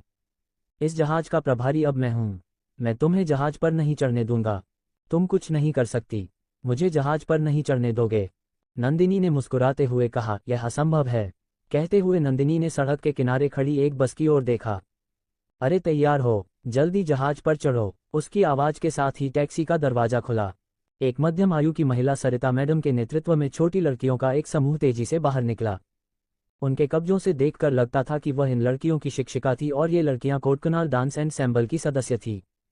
समूह तेजी से नंदिनी के पास पहुंचा और सरिता मैडम ने नंदिनी को गहरा झुककर प्रणाम किया। मिस रॉय, हमारे नृत्य मंडली को आपकी वित्तीय सहायता के लिए धन्यवाद। बहुत बहुत धन्यवाद, नंदिनी ने हल्के से मुस्कुराते हुए कहा। आपका स्वागत है, लेकिन अभी एक समस्या है। यह मिस्टर खन्ना मुझे जहाज पर नहीं चढ़ने दे रहे। मैं शायद आपकी मदद नहीं कर पाऊंगी। ये सुनते ही सरिता मैडम के चेहरे पर चिंता छा गई। वह साहिल के सामने आए और गहरा झुककर बोली, मिस्टर खन्ना, मैं आपसे अनुरोध करती हूँ कि कृपया हमें थोड़ा समायोजन दे दें। हमारे नृत्य मंडली के लिए यह फंडिंग आसानी से नहीं मिलती। मैं आपसे विनती करती हूँ कि हमें अपने सपनों को साकार करने का मौका दें। ये कहते हुए नृत्य मंडली की छोटी लड़कियां भी साहिल के चारों ओर इकट्ठा हो गई। मिस्टर खन्ना, कृपया हमारी मदद करें। मीनाक्षी, हमने 10 साल तक अभ्यास किया है और इस मौके का इंतजार किया है। कृपया मिस्टर खन्ना, आप इतने सुंदर और शालीन हैं। आप निश्चित रूप से दयालु होंगे। कृपया हमारी मदद करें। लड़कियों और सरिता मैडम की विनती सुनकर साहिल का चेहरा रंग बदलने लगा। उसने नंदिनी को घूरते हुए कहा, ठीक है, तुम बहुत चालाक हो। नंदिनी ने अपने होठों का कोना ऊपर उठाया। उसकी आंखों में गर्व था। साहिल, इस बार मैंने बाजी मार ली। हम तुम्हें लगता है तुम जीत गई। साहिल की आंखें सिकुड़ी। उसने हाथ उठाकर सरिता मैडम और नृत्य मंडली की लड़कियों को इशारा किया। सब शांत हो जाओ, मेरी बात सुनो। साहिल ने नंदिनी की ओर इशारा किया। वह तुम्हें जितनी मदद दे सकती है मैं उसका दोगुना दूंगा, लेकिन मेरी एक शर्त है। वह तुम्हारे साथ जहाज पर नहीं चढ़ सकती। कैसे? ये सुनकर सरिता मैडम अवाक रह गई। उनके चेहरे पर असमंजस था। वह नंदिनी और नृत्य मंडली की लड़कियों की ओर देखने लगी। लड़कियां भी एक पल के लिए स्तब्ध रह गई। फिर उनके चेहरों पर उत्साह छा गया। हम भाग्यशाली होने वाले हैं। 2 अमीर लोगों से फंडिंग मिलना शानदार है। हाँ, इन फंड से हमारा रिहर्सल रूम फिर से सजाया जा सकता है। मीनाक्षी, ये बहुत अच्छा है। अब हमें उस छोटे टूटे फूटे कमरे में प्रशिक्षण नहीं करना पड़ेगा। सर्दियों में ठंड और गर्मियों में गर्मी से बच जाएंगे। नंदिनी ने साहिल को देखा। उसकी आंखें सिकुड़ी और दांत भिंच गए। साहिल, तुम बहुत ज्यादा खेल रहे हो। मैं तुम्हें परेशान करने के लिए जहाज पर चढ़ी। साहिल ने हंट बिचकाए। मुझे बस अच्छा नहीं लग रहा। हाय, नंदिनी ने अपनी खूबसूरत आंखें सिकुड़ी। मैं तिगुना दूंगी। वाह तिगुना, रॉय दीदी आप बहुत दयालु और शानदार हैं। भविष्य में मैं भी रॉय दीदी की तरह अमीर बनूंगी। दीदी धन्यवाद। नृत्य मंडली की छोटी लड़कियां फिर से नंदिनी के चारों ओर इकट्ठा हो गई और नंदिनी और भी गर्व महसूस करने लगी। साहिल ने बहतानी, मैं 4 गुना दूंगा। वाह 4 गुना। खन्ना भैया आप तो और भी शानदार हैं। खन्ना भैया मैं आपसे बहुत प्यार करती हूँ। धन्यवाद। नृत्य मंडली की लड़कियां फिर से साहिल के चारों ओर इकट्ठा हो गई। ठीक है, फिर मैं 5 गुना दूंगी। नंदिनी ने फिर से कीमत बढ़ा दी। खुला नृत्य मंडली की लड़कियां फिर से नंदिनी के चारों ओर इकट्ठा हो गई। साहिल बोली लगाने वाला था, तभी राधिका सिंह ने उसका हाथ दबाया। उसने एक नृत्य मंडली की लड़की की ओर देखा और पूछा, छोटी बहन मुझे बताओ तुम किस नृत्य मंडली से हो? पोनीटेल वाली लड़की छाया पाटिल ने विनम्रतापूर्वक जवाब दिया, हम कोडकनाल डांस एंडेम्बल से हैं। दीदी आपको लगता है कि हमारा बैकग्राउंड अच्छा नहीं है, लेकिन हम बहुत अच्छे हैं। हमने कई ट्रॉफियां जीती हैं। इस बार हमें बेंगलुरु के नम्मा नाट्य हॉल से प्रतियोगिता का न्योता मिला है। हम यहाँ उसी के लिए आए हैं। क्या तुम्हारी स्थिति बहुत खराब है? फिर तुमने इतना अच्छा क्रूज जहाज कैसे किराए पर लिया? प्रिया के सवाल सुनकर छाया की आंखें लाल हो गई। दीदी हमारी शिक्षिका ने सारी राशि दी। हम सभी कोडकनाल हिल्स से हैं और हमने दुनिया नहीं देखी। समुद्र तो दूर की बात है। हम सभी समुद्र को देखने और समुद्र में नौकायन का अनुभव करने के लिए तरसते हैं। शिक्षिका ने अपनी सारी जमा पूंजी निकालकर हमें यह मौका दिया। ये सुनकर प्रिया बहुत भावुक हो गई। उसने सरिता मैडम की ओर देखा और मुस्कुराते हुए कहा, शिक्षिका आप बहुत महान हैं और मैं आपका बहुत सम्मान करती हूँ। सरिता मैडम की आंखें भी नम हो गई। मैंने आपको हंसाया। दरअसल मैंने शुरू में बच्चों को हवाई जहाज से ले जाने की योजना बनाई थी, लेकिन जमा पूंजी पर्याप्त नहीं थी, इसलिए हमें जहाज लेना पड़ा। ये लड़की और मेरे बच्चों का समूह बहुत अच्छा है। उनके पास सपने हैं, लेकिन मेरी क्षमता के साथ मैं वास्तव में उनके सपनों को साकार करने में मदद नहीं कर सकती। मैं आपको और आपके पति को हमारी नृत्य मंडली के लिए वित्तीय सहायता देने के लिए धन्यवाद देती हूँ। और मिस रॉय को भी धन्यवाद, लेकिन आपको ज़्यादा पैसा खर्च करने की ज़रूरत नहीं है। पहले की फंडिंग हमारे लिए पर्याप्त है। प्रिया ने सरिता मैडम को देखा और मन ही मन बहुत कुछ महसूस किया। ये शिक्षिका वास्तव में एक शुद्ध दिल वाली है। अगर कोई और होता तो वह ज़्यादा से ज़्यादा फंडिंग लेना चाहता, लेकिन शिक्षिका ने फंडिंग को ठुकरा दिया। इस समाज में ऐसी शुद्धता दुर्लभ है। प्रिया ने हल्के से मुस्कुराते हुए कहा, शिक्षिका ज़्यादा फंडिंग से डरने की जरूरत नहीं। जितनी ज़्यादा फंडिंग होगी बच्चों के लिए उतना बेहतर माहौल होगा। आज से आप और इस नृत्य मंडली के सभी भविष्य के खर्चे मैं उठाऊंगी। जब आप बेंगलुरु की प्रतियोगिता से लौटेंगी तो आप मुंबई में रहेंगी। मैं आपके लिए एक नियमित नृत्य मंडली बनवाऊंगी। आपको बस अपने बच्चों को यहाँ लाना है। बाकी सब मैं व्यवस्थित कर दूंगी। इसके अलावा मैं शिक्षिका को 20 गुना सब्सिडी दूंगी। आप कोडकनाल हिल्स के उन सभी बच्चों को ला सकती हैं जो पहले सीखना चाहते हैं। ये सुनकर सरिता मैडम इतनी उत्साहित हो गई कि उनकी आंखों से आंसू बहने लगे। वह आगे बढ़ी और प्रिया का हाथ पकड़कर घुटनों के बल बैठने लगी। मैंने सचमुच एक जीवित बोधिसत्व से मुलाकात की है। मैं आपको धन्यवाद देती हूँ। मैं कोडकनाल हिल्स के सभी परिवारों और बच्चों की ओर से आपका आभार व्यक्त करती हूँ।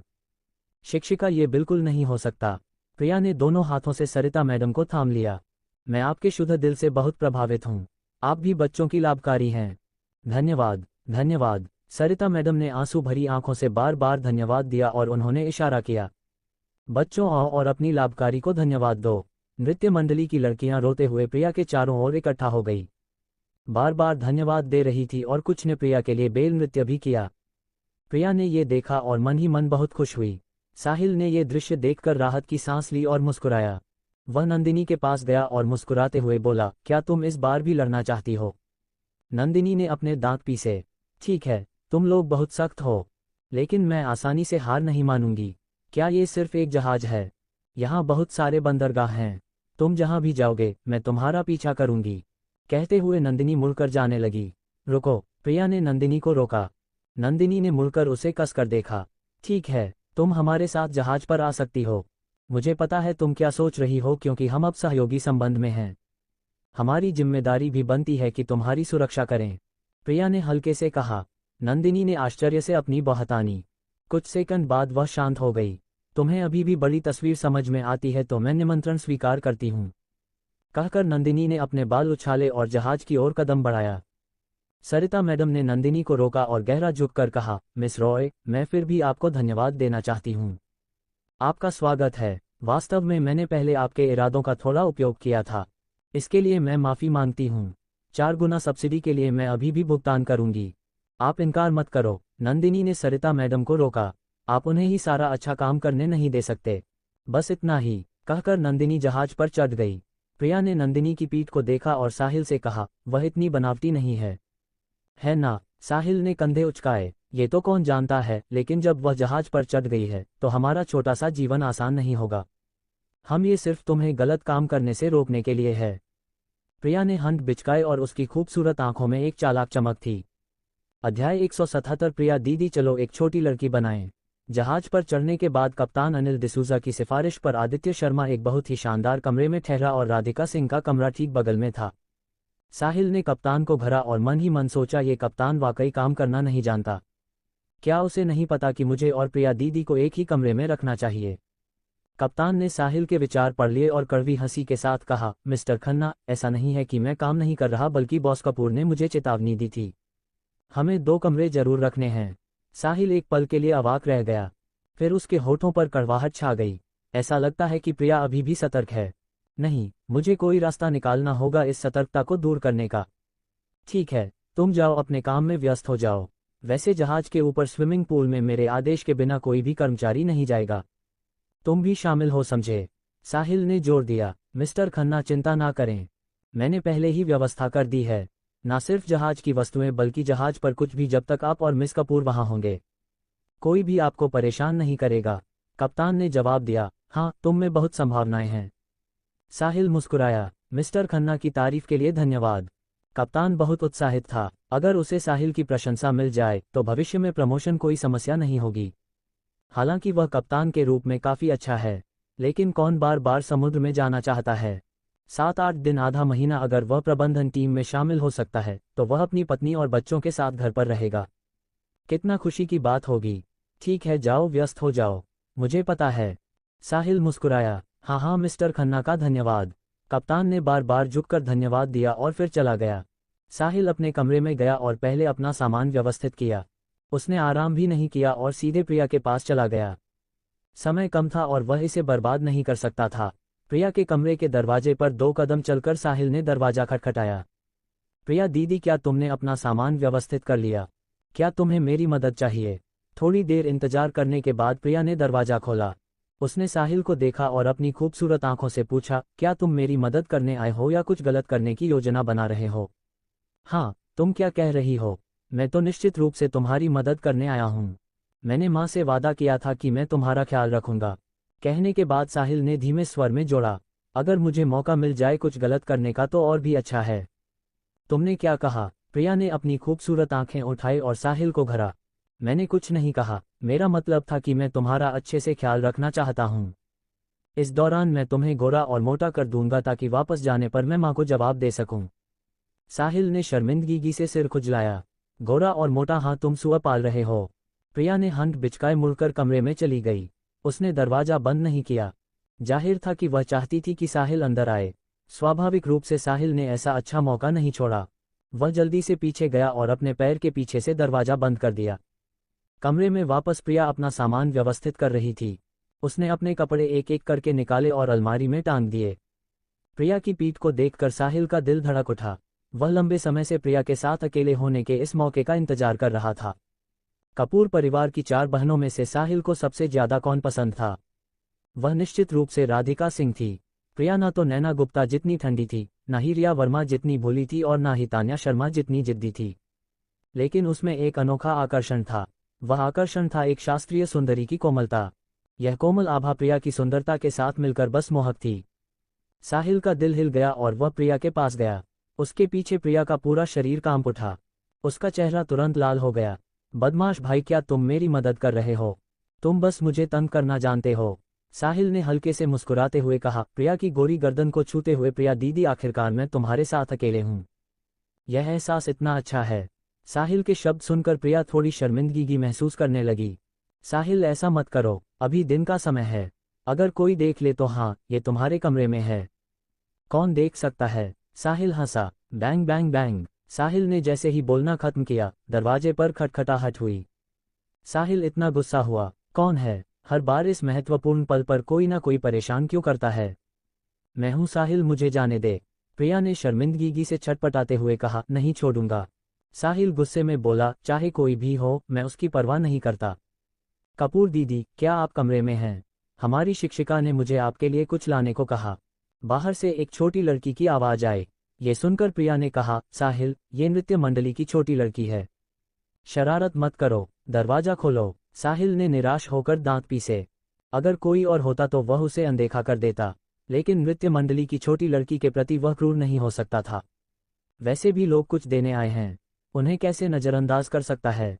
आ रहा हूं। साहिल ने अनिच्छा से प्रिया को छोड़ा, दरवाजे की ओर मुड़ा और दरवाजा खोला। दरवाजे पर पोनीटेल वाली लड़की छाया पाटिल खड़ी थी। उसने कमरे में प्रिया की ओर देखा।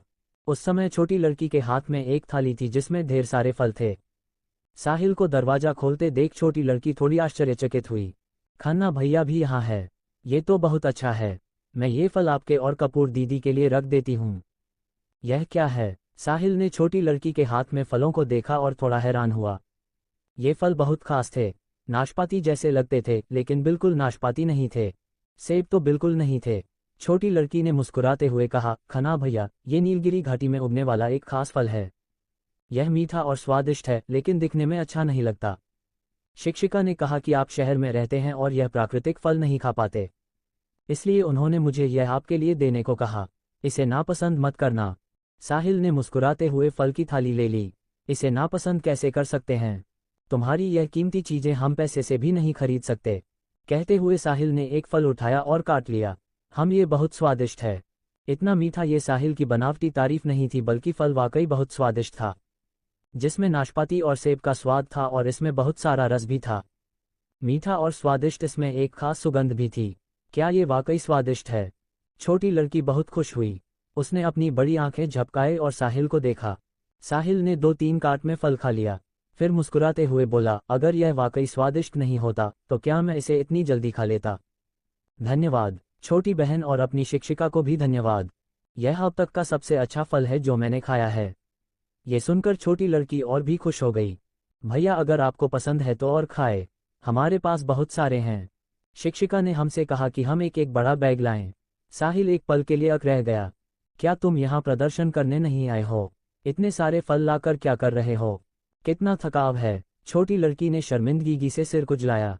शिक्षिका ने हमें इन फलों को राशन के रूप में इस्तेमाल करने को कहा। यह सुनकर साहिल का दिल अचानक कांप उठा। इन छोटी लड़कियों के लिए यह आसान नहीं है। छोटी बहन, तुम लोग भी इन फलों को खाओ और भैया इन्हें खरीद लेगा। ठीक है, साहिल ने मुस्कुराते हुए कहा। भैया हमारे फल खरीदना चाहते हैं? छोटी लड़की आश्चर्यचकित दिखी, फिर उसने सिर हिलाया। नहीं। क्यों नहीं? साहिल ने आश्चर्य से पूछा। भैया तुम्हें पैसे देगा ताकि तुम और स्वादिष्ट चीजें खरीद सको। हम आपके पैसे नहीं ले सकते, छोटी लड़की ने मासूमियत से जवाब दिया। शिक्षिका ने कहा कि आप हमारे लाभकारी हैं और हमें कृतज्ञ होना चाहिए। ये सारे फल हम आपको दे सकते हैं, लेकिन एक पैसे भी नहीं ले सकते। ये सुनकर साहिल और भी भावुक हो गया।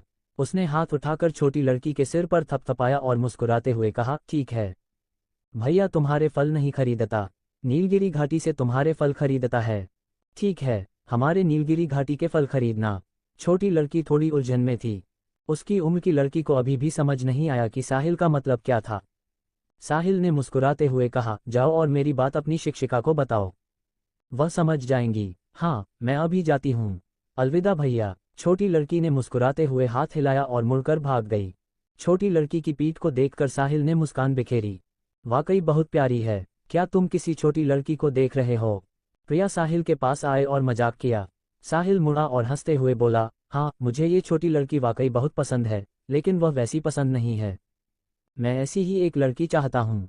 प्रिया अवाक रह गई। वह अनजाने में 2 कदम पीछे हट गई। साहिल, तुम क्या चाहते हो? हाँ, क्या तुम सोच रही हो कि मैं क्या चाहता हूँ? मैं अकेले इतना बड़ा प्रोजेक्ट पूरा नहीं कर सकता। मुझे इसके लिए प्रिया दीदी का साथ चाहिए। आजा। साहिल ने दुष्टतापूर्ण मुस्कान के साथ प्रिया की ओर कदम बढ़ाया। नहीं प्रिया दीदी, इस बार तुम मुझसे बच नहीं सकती। साहिल ने एक कदम में प्रिया की ओर छलांग लगाई और उसे राजकुमारी की तरह गोद में उठा लिया। फिर दरवाजा बंद हो गया। अध्याय 178 मानसी कपूर। साहिल, मेरे लिए भी सनस्क्रीन लगाओ। कमरे में राधिका सिंह सरिता मैडम के सामने बैठी थी। वे नीलगिरी घाटी के खास फल को शहर तक पहुंचाने के तरीके पर चर्चा कर रही थी और साहिल उदास चेहरा लिए पास में बैठा था। कौन बर्दाश्त कर सकता है? मुझे ये जहाज नहीं चुनना चाहिए था। अगर बड़ी बहन मुझे अकेले ले जाती तो कितना अच्छा होता। सिर्फ मैं और प्रिया दीदी, सब कुछ खत्म हो गया। साहिल ने उदास होकर सिर हिलाया। उसने प्रिया और सरिता मैडम को देखा। शिक्षिका, मैं आपकी मदद करता हूँ। आप मुझे चोट नहीं पहुंचा सकती। आप इस समय देर से क्यों आए? प्रिया ने साहिल की उदासी देखी और हंसने से खुद को रोक नहीं पाए। उसे साहिल पर थोड़ा दया आ रही थी। शिक्षिका, मेरे निर्देशों का पालन करें। हम सभी परिवहन लागत की जिम्मेदारी लेंगे। आपको बस नीलगिरी घाटी से फल इकट्ठा करना है। जब आप बेंगलुरु की प्रतियोगिता से लौटेंगी, मैं नीलगिरी घाटी जाकर जांच करूंगी। अगर कोई समस्या नहीं हुई तो मैं नीलगिरी घाटी में ही अनुबंध पर हस्ताक्षर करूंगी। प्रिया मुस्कुराए, धन्यवाद, बहुत बहुत धन्यवाद। आप वाकई हमारी लाभकारी हैं और नीलगिरी घाटी के लोगों के लिए भी। सरिता मैडम ने प्रिया का हाथ पकड़ा और लगातार धन्यवाद देती रही। शिक्षिका, बहुत विनम्र होने की जरूरत नहीं। यह मामला हम दोनों के लिए फायदेमंद है। प्रिया मुस्कुराए, फिर भी धन्यवाद। अगर आप ना होते तो यह फल नीलगिरी घाटी से बाहर ही नहीं आ पाते। बहुत बहुत धन्यवाद। सरिता मैडम ने बार बार माफी मांगी। मिस्टर खन्ना को भी धन्यवाद। बहुत बहुत धन्यवाद। सरिता मैडम साहिल के पास गई और बार बार झुकी। साहिल ने एटिप्टेक ढंग से मुस्कुराया। शिक्षिका, विनम्र मत होइए। हम बस अपना सर्वश्रेष्ठ कर रहे हैं। मैं दिल से चाहता हूं कि आप और आपके बच्चे समृद्ध जीवन जिए। आप सभी अच्छे लोग हैं। अच्छे लोग। सरिता मैडम की आंखें नम हो गई। गहरा झुककर, ठीक है शिक्षिका, अपने बच्चों को प्रतियोगिता के लिए ले जाए। हम लौटने पर चर्चा करेंगे। चिंता ना करें, मैं इन फलों का ध्यान रखूंगी। साहिल मुस्कुराया। ठीक है, ठीक है, फिर मैं आपके आराम में खलल नहीं डालती। सरिता मैडम ने अपने आंसू पोंछे, फिर से धन्यवाद दिया और मुड़कर चली गई। उदास होकर उसने दरवाजा बंद किया। राजा चला गया। अरे, दयालुता को भेजना मुश्किल है। मेरे लिए यह बहुत मुश्किल है। साहिल की उदास नजरों को देखकर प्रिया हंसने से खुद को रोक नहीं पाई।